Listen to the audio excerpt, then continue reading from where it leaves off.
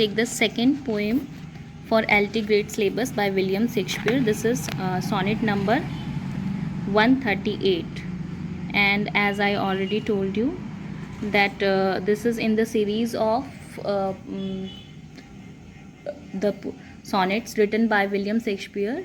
He has written total 154 sonnets, out of which from 1 to 126 are dedicated to WH, and from 127 to 152 are dedicated to a dark lady, and these are this is in praise of some dark lady or with some dark lady.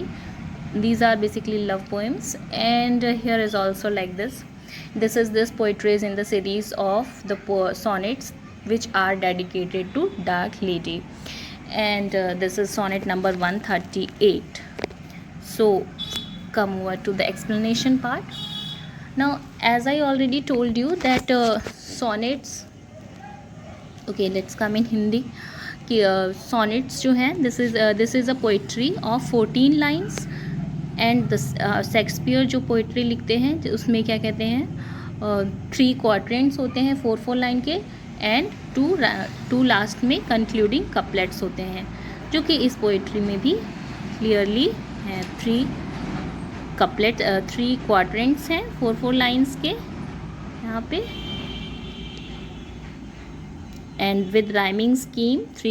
जो इनके 3 quadrants हैं उनकी rhyming scheme है ए, this is B, this is A, this is B.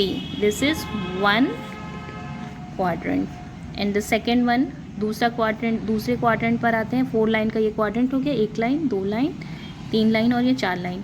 अब दूसरे quadrant पे आते हैं, दूसरा क्वाड्रेंट भी इनका 4 लाइन्स का है, that is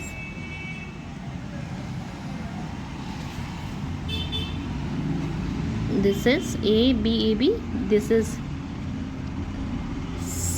C D C D. Okay, this is the second quadrant. Now come over to the third quadrant. This is the third quadrant. इसकी राइमिंग स्कीम भी sorry, A B A B C D C D. This is E F E. This is F. Okay, and this is the third quadrant. अब 2 rhyming couplets जो उनकी हो गई, concluding lines ये आ गई। This is line number 13 with rhyming scheme G, and this is with G. अब you all know rhyming scheme क्या होती है। लास्ट वर्ड जैसे अनजस्ट ई, ये राइम कर रहा है ट्रस्ट, लास्ट में दोनों में टी आ रहे हैं, तो ये राइमिंग लास्ट में जो वर्ड्स हैं राइमिंग वर्ड्स हैं। तो इसी तरह से राइमिंग स्कीम बनती है पोइट्री की। अब इसके लिए एक अलग सा वीडियो बनाएंगे, राइमिंग स्कीम वगैरह क्या होते हैं, इसके लिए अलग सा वीडियो बनाएंगे। But for now you have to learn कि ये राइमिंग स्कीम है इसकी A B C D C D E F G G. Clear with the rhyming scheme. This is a sonnet of 14 line with this rhyming scheme, and इसमें 3 quadrants हैं 4 line के, और इस rhyming scheme को Shakespearean sonnet, इस rhyming scheme की सारी Shakespearean sonnet होती हैं, जिनको हम इंग्लिश सॉनेट्स भी कहते हैं। I already explained it in the earlier video. Now come over to the explanation part. Here poet says, when my love swears that she is made of truth. Now poet has a beloved. अब उसको dark lady से हम लोग indicate करेंगे कि वो dark lady कोई है, अननोन आइडेंटिफाइड, कौन है वो पता नहीं है। when my love, पोएट क्या कह रहे हैं, जब मेरा प्यार, my love, my beloved swears, कसम खाती है, that she is made of truth, that swears that she is made of truth. I do believe her though I know she is lying. मैं क्या करता हूँ, I do believe her, मैं उस पर विश्वास कर लेता हूँ कि she is saying yes, she is made of truth, it's true, I do believe her, उस पर वो विश्वास कर लेता है। दो, हालांकि I know, उसको पता है, किसको पता है, पोएट को पता है, she is lying, वो झूठ बोल रही है। I know she lies, वो झूठ बोल रही है। मीन्स पोएट को पता है कि वो झूठ बोल रही है, then also he believe that she is his love is true. Okay, that she might think me some untutored tutored youth, कि मुझे वो समझती है मैं कोई अनसीखा हुआ, ना सीखा हुआ, अनट्यूटर्ड मीन्स जिसको कुछ पता ना हो इस दुनिया के बारे में, अनट्यूटर्ड यूथ, मैं कोई अशिक्षित युवक हूँ, मुझे कुछ पता नहीं है। अनलर्नड इन द वर्ल्ड्स फॉल्स सब्टिलिटीज़, वो मैं ऐसा यूथ हूँ जो अनट्यूटर्ड हूँ, मुझे कुछ पता नहीं है इस वर्ल्ड की फॉल्स, झूठी सब्टिलिटीज़, मतलब बारीकियों, झूठी झूठी जो बारीकियाँ होती हैं उनके बारे में मुझे जैसे पता ही नहीं है। वो मुझे कहती है कि yes I am made of truth and I do believe her, and she thinks me that I am believing her to be true. So this is a conception where poet thinks that his beloved is believing that he knows that she is he is believing that the poet is believing that she is made of truth. वो कि उसकी beloved जो है वो सच्ची है, वो उसके प्रति सत्यनिष्ठा वाली है, ऐसा वो विश्वास कर लेता है पोएट, ऐसा उसकी beloved का मानना है.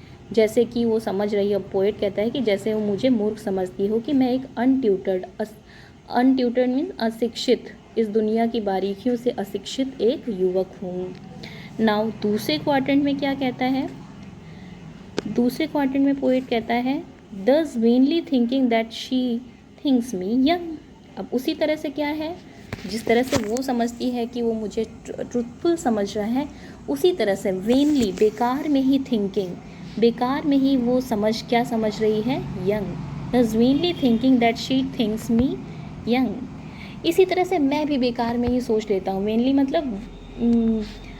मतलब व्यर्थ में ही वो मैं भी सोच लेता हूँ कि वो मुझे यंग समझ रही है. मैं भी बेकार में ही मतलब समझ लेता हूँ कि वो मुझे एज एक यंग, एक युवा के रूप में स्वीकार कर रही है. वेनली पोएट भी बेकार में ही सोच लेता है कि चलो ठीक है, ये मुझे सोच रही होगी कि मैं एक यंग लड़का हूँ.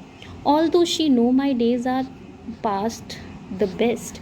ऑल्दो हालांकि उसको पता है कि पोएट ये भी जानता है कि उसको पता है कि मेरे डेज बहुत गुजर चुके हैं. Means I am much more aged than he pretends that she much things to me. अब यहाँ पर पोएट खुद भी अपने दिमाग में एक कॉन्सेप्ट लेकर के चल रहा है कि she is taking me as young. हाँ, ये ऐसा सोच रहा है, लेकिन उसको ये पता है कि ये मेरा सोचना बेकार है, क्योंकि उसे अच्छी तरह से, ऑल्दो शी नो, क्योंकि वो अच्छी तरह से जानती है कि वो खुद वो एजेड हो चुका है, पोएट एजेड हो चुका है. Simply I credit her false speaking tongue. Simply poet क्या कर रहा है कि मैं क्रेडिट देता हूँ. किसको क्रेडिट देता हूँ? हर फॉल्स स्पीकिंग टंग, उसकी फॉल्स स्पीकिंग, झूठ बोलने वाली जो जिह्वा है उसको मैं क्रेडिट देता हूँ, क्योंकि वो किस तरह से झूठ बोल देती है कि she is truthful and she is taking me as young man. Although she know, हालांकि वो जानती है कि ये एज उसकी हो चुकी है, हालांकि बूढ़ा नहीं हुआ है, but he is not young enough. On both side, दोनों साइड पर, बोथ साइड मीन्स उसकी बिलवेड के साइड से कि वो ट्रुथफुल है एंड पोएट की साइड से कि वो यंग है.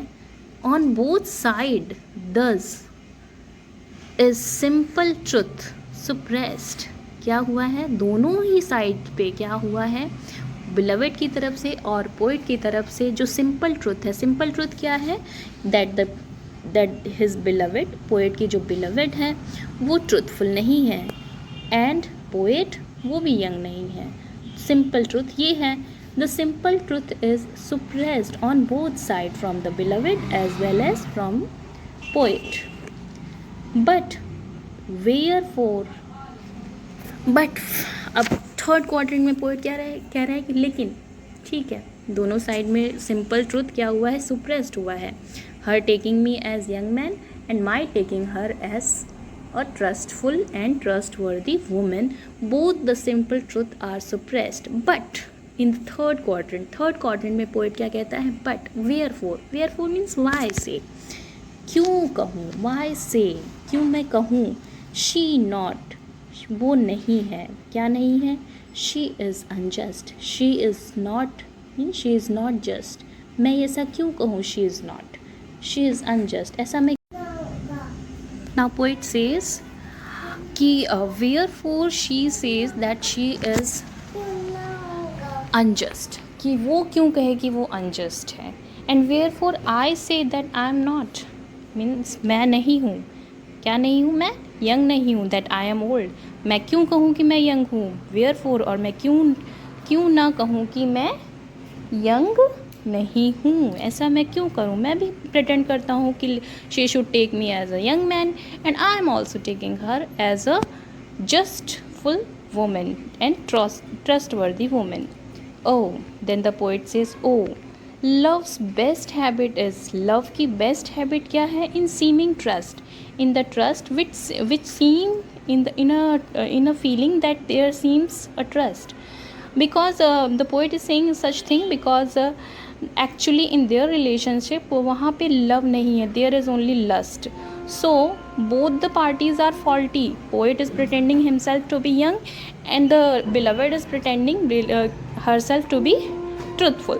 So there is more the involvement of lust, not the love. So he says that in this kind of love, best habit is in seeming trust. Best habit क्या है इस तरह के लव की? इन सीमिंग ट्रस्ट, की trust दिखना चाहिए that yes we are truthful, to enjoy the momentary pleasure of the relationship. And ages in love loves not. Now what he says, ages in love, ages means love में क्या है? ages, जो ages होती हैं वो love नहीं करती हैं. what they love not? To have years told, क्या नहीं लव करती है एजेस? टू हैव, कि उनकी उम्र बताई जाए. उम्र जो है खुद उनको अच्छा पसंद नहीं होता है कि उनकी उम्र बताई जाए. उम्र is here treated as a subject, and she is not loving, age is not loving, age does not love to have her ears told. Now come over to the rhyming, towards the concluding couplet. Therefore I lie with her and she with me. Therefore, इसलिए वो मुझसे झूठ बोलती है और मैं उससे झूठ बोलता हूँ. हेयर देयर इज़ पन ओवर द वर्ड लाई. इसके दो मीनिंग, लाई के दो मीनिंग निकल रहे हैं, LIE लाई के. फर्स्ट लाई झूठ बोलना, सेकेंड लाई लाई डाउन, एक दूसरे के साथ लेटना, to enjoy the sexual pleasure. So therefore इसीलिए, because they are not there is a seeming trust, there is a seeming trust, एक दिखता हुआ सा ट्रस्ट है वहाँ पर, इसीलिए वो एक दूसरे से झूठ बोल रहे हैं और इसीलिए वो एक दूसरे के पास they are lying with each other to enjoy the momentary pleasure. And in our faults by lies, और उन्हीं के इस गलती की वजह से, किस गलती की वजह से? बाय लाइज, इस झूठ की वजह से, इस लाइज मीन्स इस लाइंग टुगेदर की वजह से, वी फ्लैटर्ड भी, इसी झूठ की वजह से, इसी फॉल्ट की वजह से हम लोग फ्लैटरिंग कर पा रहे हैं. So this is the conclusion of the whole poem, that his love is swearing that she is made of trust, and the poet is also saying he is both the parties are in a delusion that the mistress is young and the poet made to think that he is young, and in this lie there lies their momentary pleasure and flattering and giving enjoyment to both the parties. Thank you.